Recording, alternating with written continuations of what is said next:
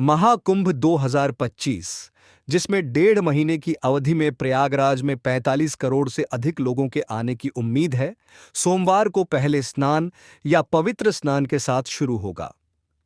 कुंभ के आधिकारिक रूप से शुरू होने से पहले ही संगम गंगा, यमुना और पौराणिक सरस्वती नदियों के मिलन बिंदु पर तीर्थयात्रियों की भारी भीड़ उमड़ पड़ी। अधिकारियों के अनुसार रविवार को प्रयागराज में संगम पर लगभग 50 लाख लोगों ने पवित्र स्नान किया। उत्तर प्रदेश सरकार के बागवानी विभाग ने सोमवार से सभी प्रमुख स्नान दिवसों पर तीर्थयात्रियों पर पुष्प वर्षा करने की तैयारी की है। अधिकारियों ने कहा कि इस उद्देश्य के लिए 20 क्विंटल से अधिक गुलाब की पंखुड़ियों का उपयोग किया जाएगा और उन्हें 4000 हेक्टेयर क्षेत्र में बरसाया जाएगा। पर्यटन विभाग ने कुंभ देखने के लिए सोमवार से एक विशेष हेलीकॉप्टर की सवारी शुरू करने की घोषणा की है। इसकी कीमत 1296 रुपये होगी। अधिकारियों के अनुसार कुंभ में भाग लेने वाले सभी 13 अखाड़े अपने जुलूसों के साथ कुंभ स्थल में प्रवेश कर चुके हैं। कुंभ के लिए प्रयागराज में देश भर से और दुनिया के अलग अलग हिस्सों से पर्यटक आए हैं। इनमें एप्पल के सह संस्थापक स्टीव जॉब्स की पत्नी लॉरेन पॉवेल जॉब्स भी शामिल थीं। 5 प्रमुख स्नानों की शुरुआत पौष पूर्णिमा से होगी, जो सोमवार को है। इसके बाद शाही या अमृत स्नान के रूप में जाने जाने वाले 3 अनुष्ठान होंगे, जो मंगलवार 14 जनवरी को मकर संक्रांति, 29 जनवरी को मौनी अमावस्या और 3 फरवरी को बसंत पंचमी पर होंगे। इसके बाद शेष प्रमुख स्नान 12 फरवरी को माघ पूर्णिमा पर होंगे और अंतिम स्नान महाशिवरात्रि पर होगा, जो 26 फरवरी को है। अधिकारियों ने कहा कि श्रद्धालुओं की सुरक्षा सुनिश्चित करने के लिए एनडीआरएफ, एसडीआरएफ और पीएसी की टीमें 700 झंडे वाली नावों पर तैनात की जाएंगी। साथ ही बड़े पैमाने पर दूर-दराज के जीवन रक्षक बोया लगाए जाएंगे। उत्तर प्रदेश सरकार द्वारा इस विशाल आयोजन के लिए की गई तैयारियों में साइबर सुरक्षा प्रदान करने तथा भीड़ नियंत्रण के साथ-साथ यातायात प्रबंधन में मदद के लिए आईआईटी कानपुर के विशेषज्ञों को शामिल करना भी शामिल है। महाकुंभ के पिछले 12 वर्षों में डिजिटल परिदृश्य में काफी बदलाव आया है। ऐसे में राज्य सरकार को इस बार सोशल मीडिया अफवाहों और ऑनलाइन धोखाधड़ी से बड़ा खतरा होने की आशंका है। संस्था ने एक नियंत्रण कक्ष भी स्थापित किया है, जिसमें सुरक्षा या भीड़ प्रबंधन के लिए संभावित खतरा पैदा करने वाले किसी भी सोशल मीडिया पोस्ट के बारे में कुंभ मेला अधिकारियों और पुलिस को तुरंत सचेत करने की व्यवस्था है।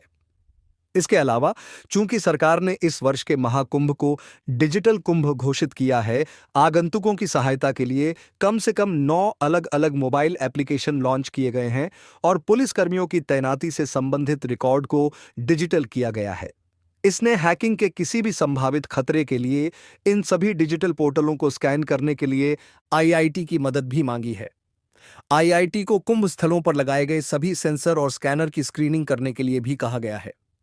तीर्थयात्रियों के इन ऐप से संबंधित सेवाओं के लिए फर्जी लिंक प्रदान करने वाले स्कैमर्स के शिकार होने का भी डर है और आईआईटी विशेषज्ञों को इसे रोकने में मदद करने के लिए कहा गया है।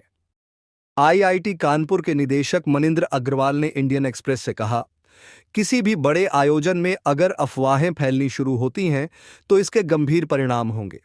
अतीत की तुलना में आज सोशल मीडिया की बड़ी भूमिका को देखते हुए हमने सोशल मीडिया पर किसी भी संभावित खतरे को ट्रैक करने के लिए तंत्र स्थापित करने में सहायता की है।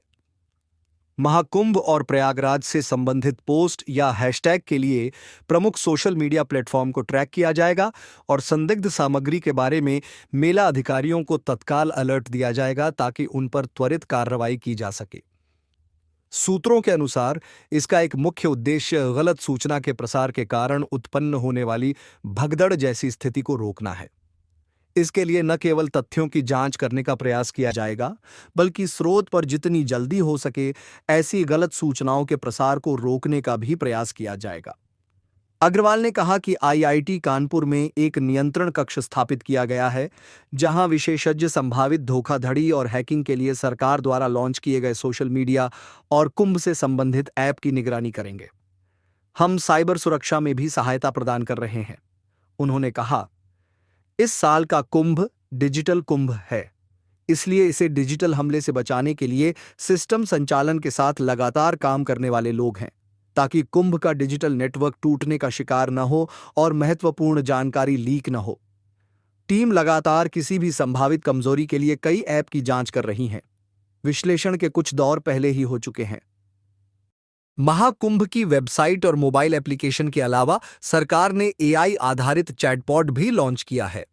कुंभ मेला मानचित्र को गूगल मैप्स के साथ एकीकृत किया है और आगंतुकों के लिए क्यूआर आधारित पास प्रबंधन प्रणाली बनाई है। अधिकारियों ने कहा कि आईआईटी डेटा का विश्लेषण करके और सीसीटीवी कैमरों और ड्रोन के माध्यम से उपलब्ध वास्तविक समय के फुटेज को स्कैन करके निर्णय लेने में सहायता करके यातायात और भीड़ प्रबंधन में भी मदद कर रहा है। बड़ी संख्या में लोगों के आने पर ट्रेनों की आवाजाही का प्रबंधन एक चुनौती बन जाता है।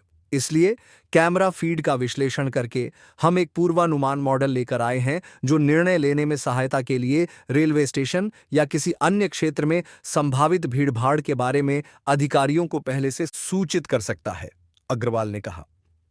भीड़ की आवाजाही पर नजर रखने के लिए कुंभ मेला स्थलों पर लगभग 2,750 सीसीटीवी कैमरे लगाए गए हैं और ड्रोन तैनात किए गए हैं। इसके अलावा भीड़ की निगरानी के लिए एआई संचालित वीडियो एनालिटिक्स के लिए 268 सिस्टम भी स्थापित किए गए हैं, जबकि मेले के लिए आने वाले वाहनों की गिनती के लिए 240 ऐसे सिस्टम स्थापित किए गए हैं। लाइव फीड्स को 24 घंटे देखने के लिए जमीन पर निगरानी केंद्र भी हैं। आईआईटी कानपुर को महाकुंभ 2025 का समग्र अध्ययन करने और इस मेगा इवेंट के प्रबंधन पर एक रिपोर्ट प्रस्तुत करने का काम भी सौंपा गया है, जिसमें यह भी शामिल है कि भविष्य में इस तरह के आयोजनों के प्रबंधन में क्या काम किया गया और क्या सुधार की आवश्यकता है। यह रिपोर्ट आयोजन की पूरी अवधि के दौरान कार्यवाही की निगरानी के बाद संकलित की जाएगी।